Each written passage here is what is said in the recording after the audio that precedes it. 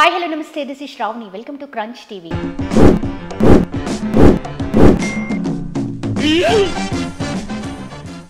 Traffic. హైదరాబాద్లో traffic అంటే చెప్పాల్సిన పని లేదు.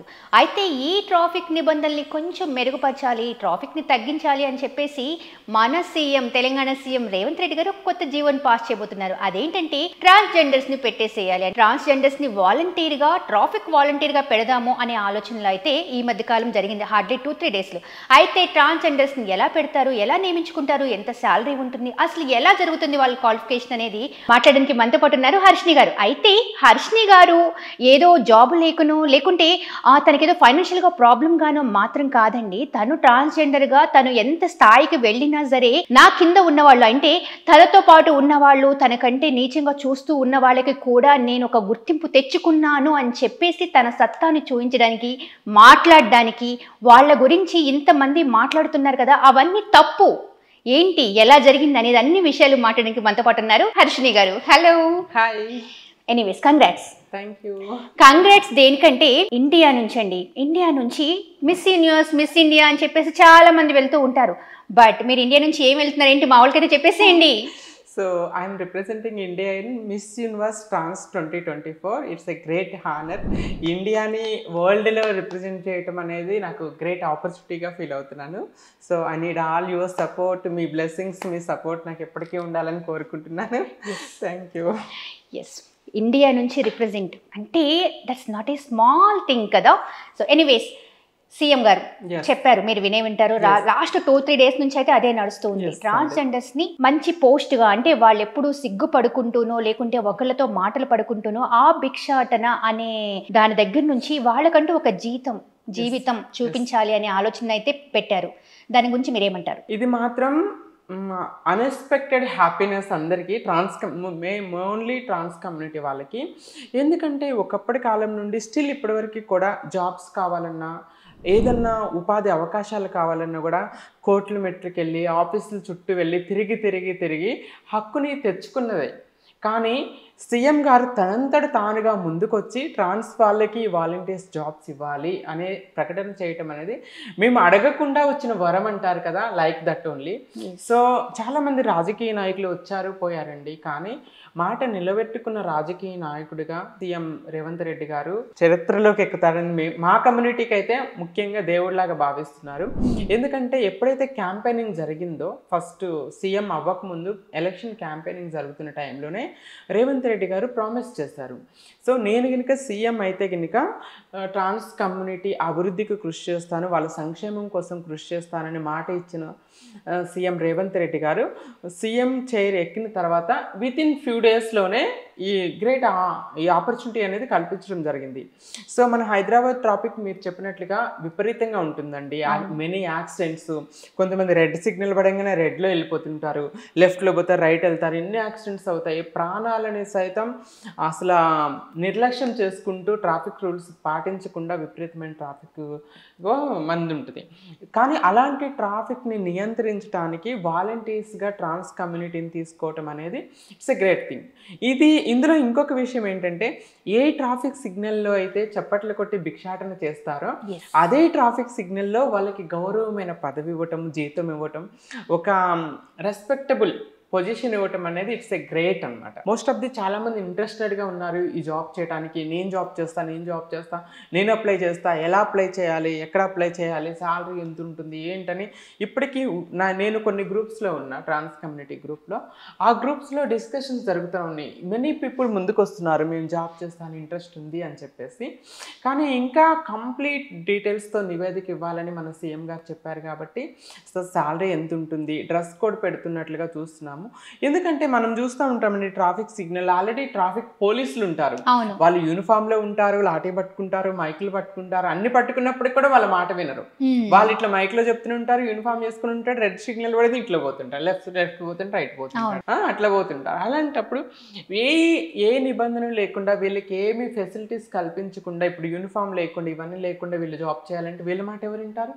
సారీ కట్టుకొని నించొని మీరు అటు వెళ్ళండి ఇటు వెళ్ళండి, రెడ్ సిగ్నల్ వెళ్ళొద్దంటే ఏమి భిక్షాటం చేయడానికి వచ్చింది అనుకుంటారు, కానీ జాబ్ చేయడానికి వచ్చింది అనుకోరు కదా.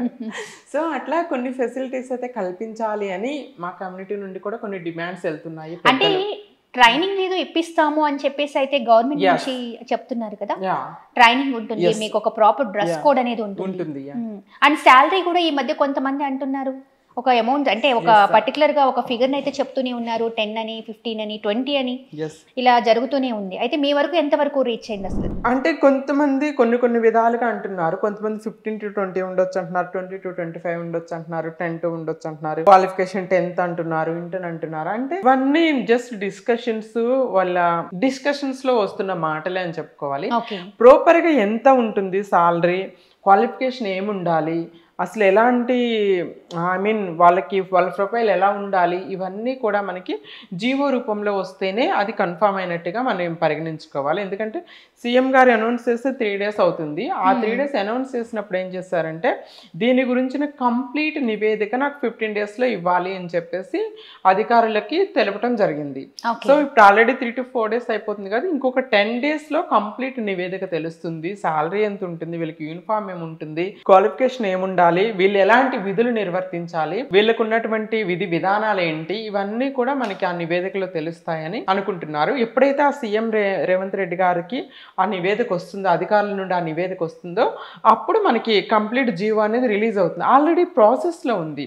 అంటే పోలీసులు ట్రాన్స్ కమ్యూనిటీ వాళ్ళ ఇళ్ళకి వెళ్ళి చెక్ చేయటం ఇవి జరుగుతున్నాయి. అంటే ఎందుకంటే కొంతమంది ట్రాన్స్ కమ్యూనిటీలో కూడా ఫేక్ ట్రాన్స్ కమ్యూనిటీ వాళ్ళు ఉంటారు, ఫేక్ హిజ్రాలు ఉంటారు. అలాంటి వాళ్ళకి కాకుండా ఎవరైతే రియల్ ట్రాన్స్ ఉన్నారో ఆ రియల్ వాళ్ళకి ఇవ్వాలి, అందులో తెలంగాణలో పుట్టి పెరిగిన వాళ్ళకి ఇవ్వాలని కొంతమంది డిమాండ్ చేయటం అలాంటివి జరుగుతుంది అనమాట.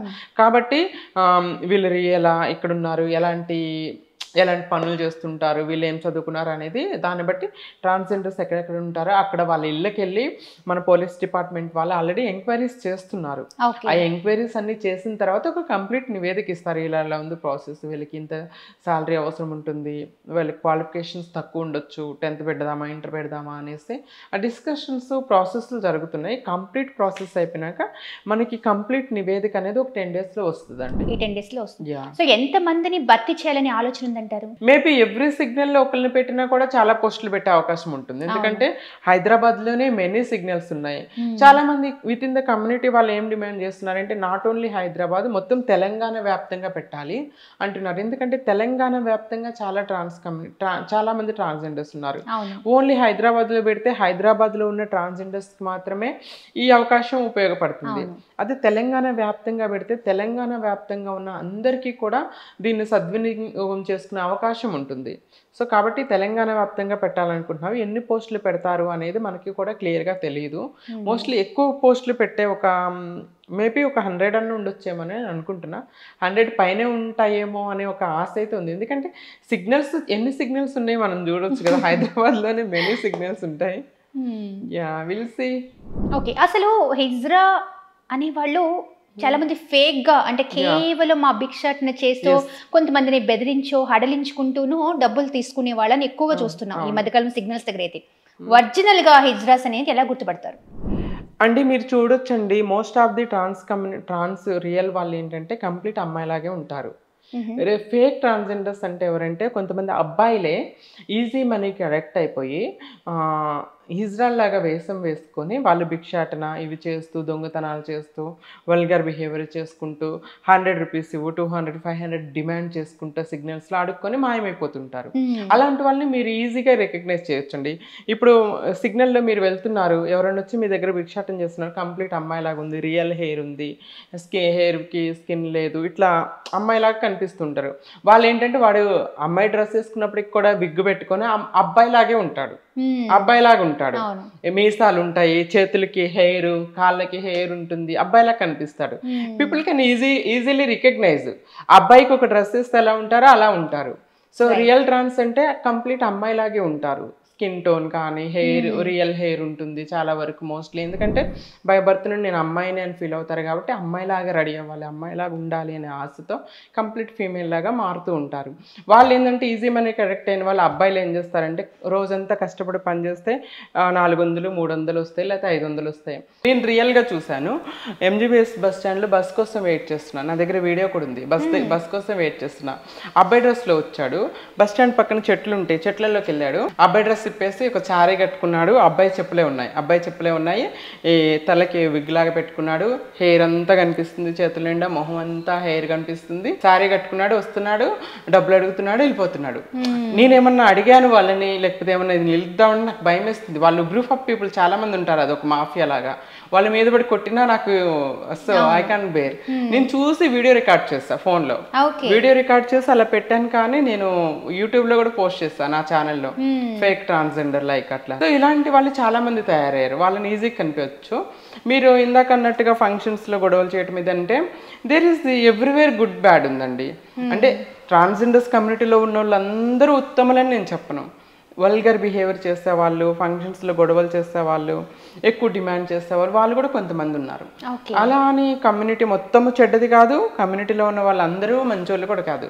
లైక్ మన ఏ జెండర్లోనైనా మంచి చెడు ప్రతి దాంట్లో ఉంటుందండి. అబ్బాయిల్లో మంచి వాళ్ళు చెడ్డ వాళ్ళు ఉన్నారు, అమ్మాయిల్లో మంచి వాళ్ళు చెడ్డ వాళ్ళు ఉన్నారు. అట్ ద సేమ్ టైం ట్రాన్స్ కమ్యూనిటీలో కూడా మంచి వాళ్ళు ఉన్నారు, చెడ్డ వాళ్ళు కూడా ఉన్నారు. అయితే ఇన్ని ఇయర్స్గా మీరు పోట్లాడుతూనే ఉన్నారు, అంటే పోరాటం జరుగుతూనే ఉంది ప్రభుత్వం మీద. మాకు ఏవో హక్కులు కావాలి అని చెప్పేసి, మీకంటూ ఒక గుర్తింపు కావాలి అని చెప్పేసి ఎన్నో పోరాటాలు అయితే జరుగుతూనే ఉన్నాయి. సో ఇప్పుడు సీఎం రేవంత్ రెడ్డి మీకంటూ ఒక ఏమంటారు అర్హత, మీకంటూ ఒక జాబ్ చూపించాలి, ఒక మంచి హోదా ఇప్పించాలి అనే ఒక చిన్న అదైతే చేశారు.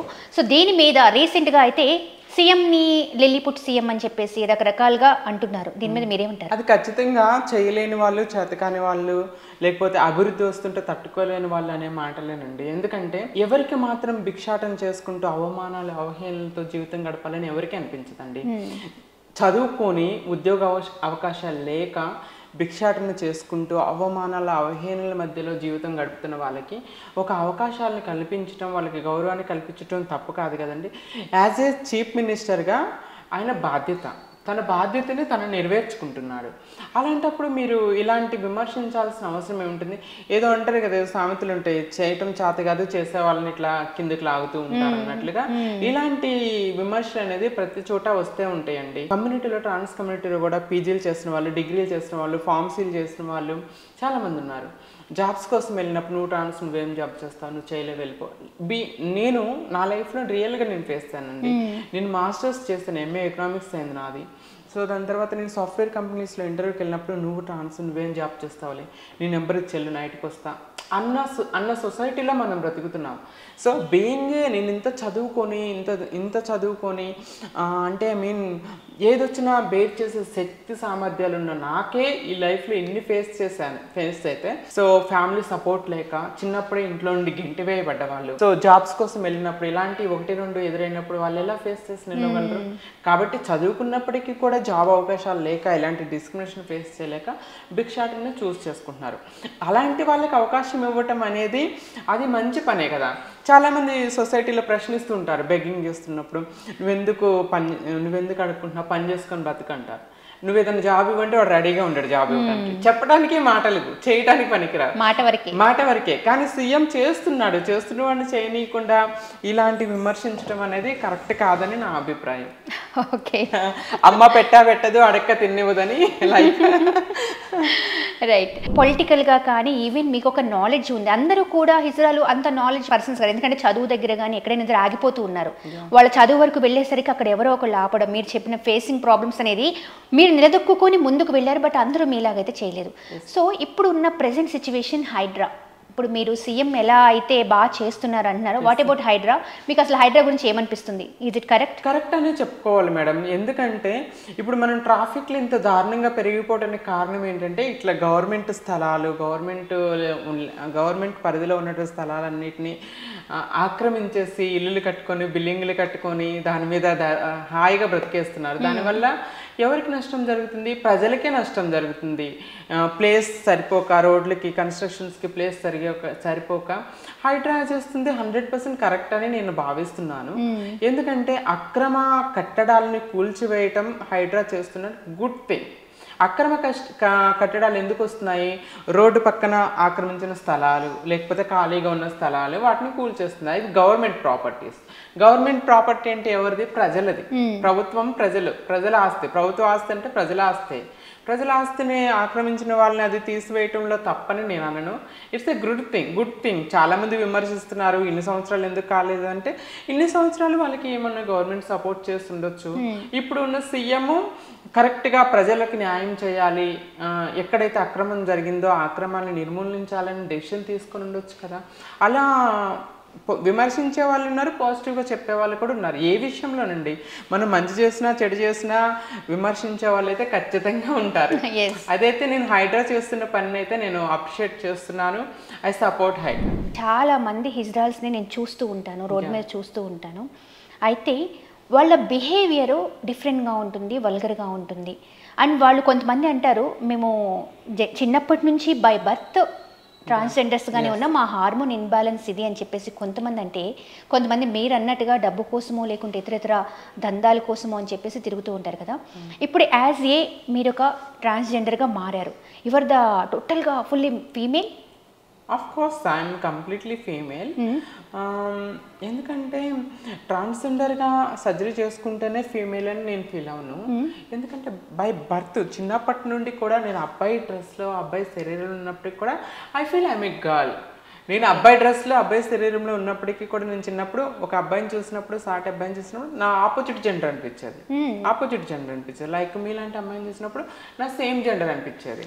ఆ సిస్టర్ హెయిర్ స్టైల్ ఎంత బాగుంది, ఆ సిస్టర్ డ్రెస్ ఎంత బాగుంది, నేను అలా రెడీ అవ్వాలి. Like I was in male body, I was in male dress, but my inner feeling is like A girl.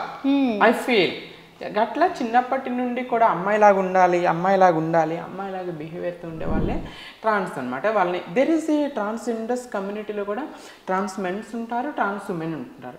Like అమ్మాయి శరీరంలో పుట్టినప్పటికీ కూడా నేను అబ్బాయిని అని గుర్తించుకొని వాళ్ళు జెండర్ మార్చుకొని అబ్బాయిలుగా మారిన వాళ్ళు మెనీ పీపుల్ ఉన్నారు. ఇది నిజమేనా? అంటే నేను జస్ట్ విన్నాను ట్రాన్స్ మెన్స్ ట్రాన్స్ ఉమెన్స్ అనేది, నేను జస్ట్ ఈ మధ్య వింటున్నాను ఎక్కువగా. It's true.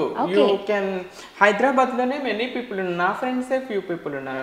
అమ్మాయి బాడీలో అమ్మాయి శరీరంలో పుట్టినప్పటికి కూడా నేను అమ్మాయిని కాదు, నేను అబ్బాయిని తనను తాను గుర్తించుకొని వాళ్ళు ట్రాన్స్ మెన్స్గా మారుతారు, వాళ్ళని ట్రాన్స్ మెన్ అంటారు. అబ్బాయి శరీరంలో పుట్టినప్పటికి కూడా నేను అబ్బాయిని కాదు, నేను అమ్మాయిని, ఐ ఫీల్ ఏ గర్ల్ అని చెప్పి బిహేవియర్తో ఉన్న వాళ్ళని ట్రాన్స్ ఉమెన్స్ అంటారు. ట్రాన్స్ మెన్స్ ఉంటారు, ట్రాన్స్ ఉమెన్స్ ఉంటారు. ట్రాన్స్ జెండర్ అనే పదంలో ఇద్దరు ఉంటారు, ట్రాన్స్ మెన్, ట్రాన్స్ ఉమెన్. ఇక్కడ ఒక చిన్న క్వశ్చన్, ట్రాన్స్జెండర్స్ కి ఇక్కడ ఒక జాబ్ అని అన్నప్పుడు ఇట్ మీన్స్ ఇక్కడ ట్రాన్స్ ఉమెన్స్ కి ట్రాన్స్ మెన్స్ కి కూడా ఈజ్ ఇట్ అప్లికబులా? నో ఓన్లీ ట్రాన్స్ ఉమెన్స్ కి అని విన్నాను నేను. Okay, so not only trans men, transgender community అని మెన్షన్ చేస్తారు, కానీ అక్కడ ఓన్లీ క్లియర్ గా ట్రాన్స్ ఉమెన్ అని చెప్తే బాగుండేది. ఎందుకంటే చాలా మందికి అవేర్నెస్ లేదు. ఎందుకంటే బికాస్ ట్రాన్స్జెండర్స్ కి మాత్రం మేము ఒక ఉపాధి కల్పిస్తున్నాము అని చెప్పేసి సీఎం గా చెప్పిన నివేదికలో ఉన్నది. అదే దీని ప్రకారంగా చూసుకుంటే ఇప్పుడు మీరు చెప్పిన దాని ప్రకారంగా 2 సెగ్మెంట్ మళ్ళీ దీనిలో కూడా ఉన్నాయి, right? 90% it's only for trans women. So will see ఏమవుతుందో. మేము కూడా మేము అప్లై చేసుకుంటామని వాళ్ళు ముందుకు వస్తారో, గవర్నమెంట్ ఎలా రియాక్ట్ అవుతుందో విల్ సీ. జియో వచ్చే వరకు మనం వెయిట్ చేయాలి. ఇప్పటి వరకు ఉన్న సమాచారం ప్రకారం it's only for trans women. ఎందుకంటే ట్రాన్స్ మెన్స్ ఎక్కడో భిక్షాటన చేయరు, ట్రాన్స్ మెన్స్ ఎక్కడో సెక్స్ వర్క్ చేయరు, ట్రాన్స్ మెన్ ఎక్కడ ఎక్స్పోజ్ అవ్వరు, వాళ్ళు రెస్పెక్ట్గా బ్రతుకుతుంటారు, జాబ్స్ బిజినెస్లు చేసుకుంటే వాళ్ళు మామూలు జనజీవన. అంటే వాళ్ళకి ప్రాబ్లం ఉండదు అంటే ప్రాబ్లం ఉండదు. ఎందుకంటున్నారు అంటే వాళ్ళు ఫేస్ చేసే ప్రాబ్లమ్స్ పేరుగా ఉంటాయి. వాళ్ళు అబ్బాయిలాగా మారుతారు, అబ్బాయి డ్రెస్ లో ఉంటారు కాబట్టి ఫ్యామిలీ యాక్సెప్టెన్స్ అనేది ఈజీగా ఉంటుంది వాళ్ళకి. ఫ్యామిలీ యాక్సెప్ట్ చేస్తుంది. ఇప్పుడు ట్రాన్స్ ఉమెన్ అనగానే హిజ్రా అంటారు, వెంటనే హిజ్రా అంటారు, ఇంట్లో గెంటేస్తారు, తల్లిదండ్రులు గెంటేస్తారు, మా పరువు పోతుంది నీ వల్ల అని చెప్పి మెడబెట్టుకుని గెంటేయటం ఇలాంటివి జరుగుతాయి. వాళ్ళు ఏం చేస్తారంటే ఒక కమ్యూనిటీని ఏర్పాటు చేసుకుంటారు. గురు చిలా అనే ఒక సిస్టమ్ ఉంటుంది. ఇందులో గురువు ఉంటారు, ఒక హెడ్ ఉంటారు, ఒక నాయకు ఉంటారు. కమ్యూనిటీ బేస్డ్ ఇది కదా ట్రాన్స్ ఉమెన్ హిజ్రా కల్చర్ ఇది ఉంటుంది. కాబట్టి వీళ్ళు సొసైటీలో ఎక్స్పోజ్ బాగా అవుతారు. ట్రాన్స్ మెన్స్ ఎక్స్పోజ్ అనేది చాలా తక్కువ ఉంటుంది, వాళ్ళు కనిపించరు సొసైటీలో చాలా వరకు. వాళ్ళు వెళ్తున్నా కూడా అబ్బాయి అని అనుకుంటారు, అబ్బాయిలాగా ఉంటారు కాబట్టి వాళ్ళకి అంత డిస్క్రిమినేషన్ కూడా ఎక్కువ. అంటే కంపారిటివ్ టు ట్రాన్స్ ఉమెన్స్ వాళ్ళకి తక్కువ ఉంటుంది డిస్క్రిమినేషన్ ఇలాంటివి. సో కాబట్టి ఈ జాబ్ మోస్ట్లీ నాకు తెలిసిన వరకు ఓన్లీ ట్రాన్స్ ఉమెన్స్ కే ఉంటుంది అన్నమాట. అయితే ఇక్కడ ఇంకొక స్మాల్ డౌట్, మీకంటూ ఒక కమ్యూనిటీ ఉంటుంది, కమ్యూనిటీ ప్రకారంగానే మీరు వెళ్తూ ఉంటారు.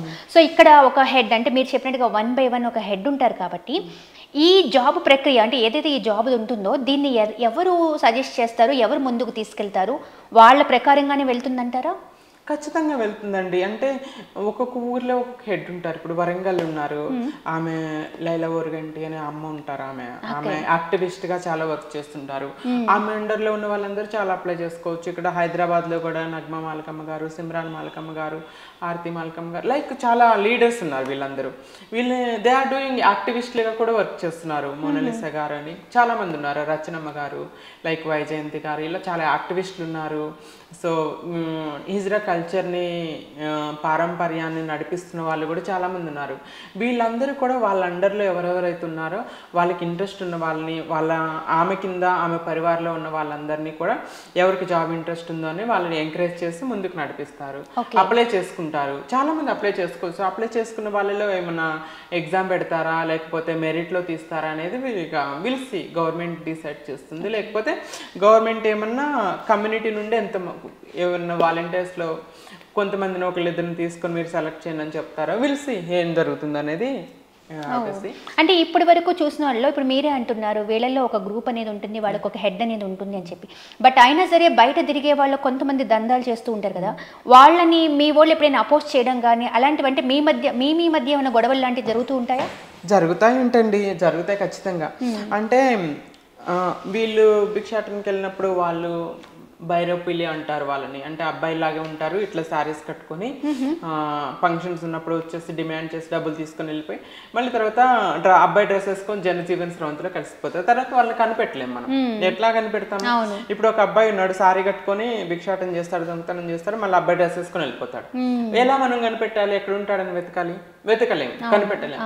అది ఆ నింద ఎవరి మీద పడుతుంది? ట్రాన్స్ కమ్యూనిటీ వాళ్ళు చేస్తారని పెడుతుంది.